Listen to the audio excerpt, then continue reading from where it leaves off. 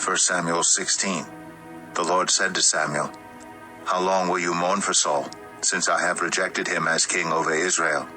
Fill your horn with oil, and be on your way. I am sending you to Jesse of Bethlehem. I have chosen one of his sons to be king." But Samuel said, "How can I go? If Saul hears about it, he will kill me." The Lord said, "Take a heifer with you and say, 'I have come to sacrifice to the Lord.' Invite Jesse to the sacrifice, and I will show you what to do. You are to anoint for me the one I indicate." Samuel did what the Lord said. When he arrived at Bethlehem, the elders of the town trembled when they met him. They asked, "Do you come in peace?" Samuel replied, "Yes, in peace. I have come to sacrifice to the Lord. Consecrate yourselves and come to the sacrifice with me." Then he consecrated Jesse and his sons and invited them to the sacrifice. When they arrived, Samuel saw Eliab and thought, "Surely the Lord's anointed stands here before the Lord." But the Lord said to Samuel, "Do not consider his appearance or his height, for I have rejected him. The Lord does not look at the things people look at. People look at the outward appearance, but the Lord looks at the heart." Then Jesse called Abinadab and had him pass in front of Samuel. But Samuel said, "The Lord has not chosen this one either." Jesse then had Shammah pass by, but Samuel said, "Nor has the Lord chosen this one." Jesse had 7 of his sons pass before Samuel, but Samuel said to him, "The Lord has not chosen these." So he asked Jesse, "Are these all the sons you have?" "There is still the youngest," Jesse answered. "He is tending the sheep." Samuel said, "Send for him. We will not sit down until he arrives." So he sent for him and had him brought in. He was glowing with health and had a fine appearance and handsome features. Then the Lord said, "Rise and anoint him. This is the one." So Samuel took the horn of oil and anointed him in the presence of his brothers. And from that day on, the Spirit of the Lord came powerfully upon David. Samuel then went to Ramah. Now the Spirit of the Lord had departed from Saul, and an evil spirit from the Lord tormented him. Saul's attendant said to him, "See, an evil spirit from God is tormenting you. Let our Lord command his servants here to search for someone who can play the lyre. He will play when the evil spirit from God comes on you, and you will feel better." So Saul said to his attendants, "Find someone who plays well and bring him to me." One of the servants answered, "I have seen a son of Jesse of Bethlehem who knows how to play the lyre. He is a brave man and a warrior. He speaks well and is a fine-looking man, and the Lord is with him." Then Saul sent messengers to Jesse and said, "Send me your son David, who is with the sheep." So Jesse took a donkey loaded with bread, a skin of wine, and a young goat, and sent them with his son David to Saul. David came to Saul and entered his service. Saul liked him very much, and David became one of his armor-bearers. Then Saul sent word to Jesse saying, "Allow David to remain in my service, for I am pleased with him." Whenever the Spirit from God came on Saul, David would take up his lyre and play. Then relief would come to Saul, he would feel better, and the evil spirit would leave him. 1 Samuel 17. Now the Philistines gathered their forces for war and assembled at Socoh in Judah. They pitched camp at Ephes-Dammim between Socoh and Azekah. Saul and the Israelites assembled and camped in the valley of Elah and drew up their battle line to meet the Philistines. The Philistines occupied one hill and the Israelites another, with the valley between them. A champion named Goliath, who was from Gath, came out of the Philistine camp. His height was 6 cubits and a span. He had a bronze helmet on his head and wore a coat of scale armor of bronze weighing 5,000 shekels. On his legs he wore bronze greaves, and a bronze javelin was slung on his back. His spear shaft was like a weaver's rod, and its iron point weighed 600 shekels. His shield-bearer went ahead of him. Goliath stood and shouted to the ranks of Israel, "Why do you come out and line up for battle? Am I not a Philistine? And are you not the servants of Saul? Choose a man and have him come down to me.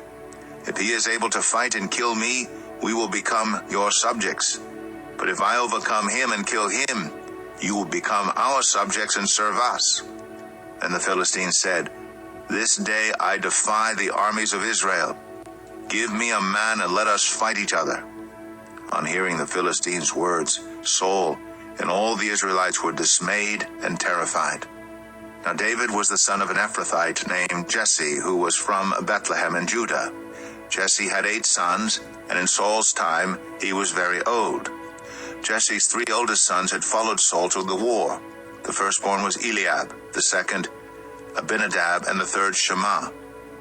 David was the youngest. The 3 oldest followed Saul, but David went back and forth from Saul to tend his father's sheep at Bethlehem. For 40 days the Philistine came forward every morning and evening and took his stand.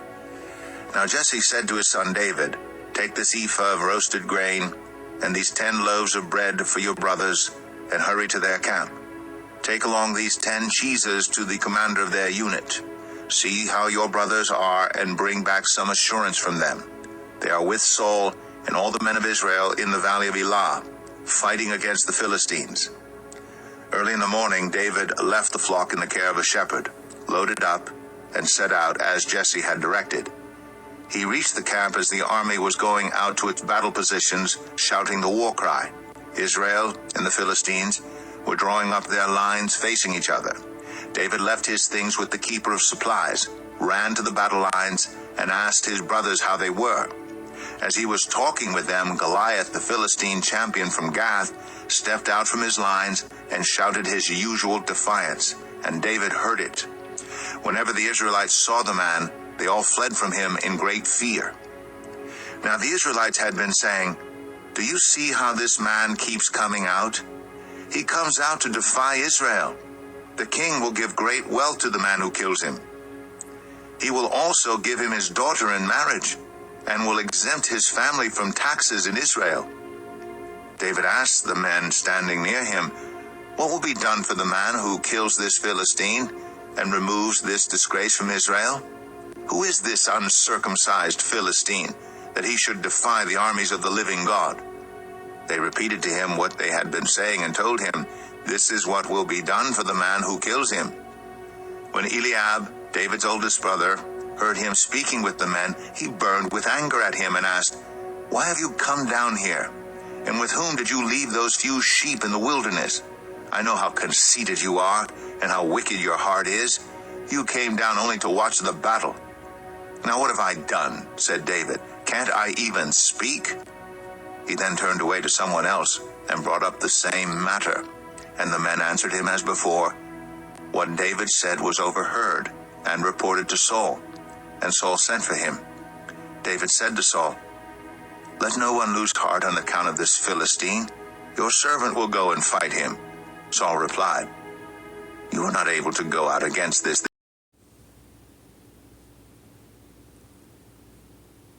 Saul replied, "You are not able to go out against this Philistine and fight him. You are only a young man, and he has been a warrior from his youth."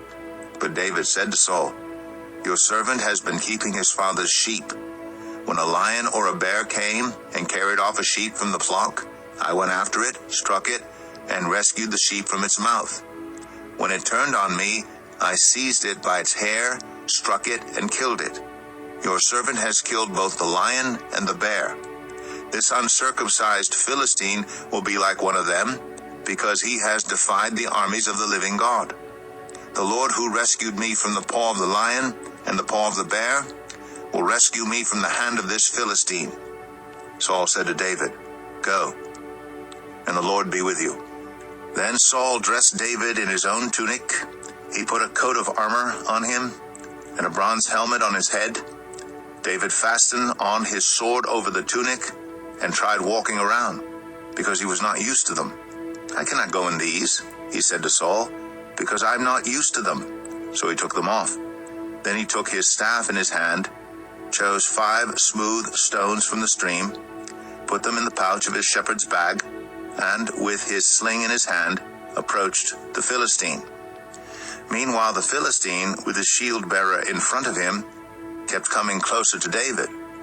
He looked David over and saw that he was little more than a boy, glowing with health and handsome, and he despised him.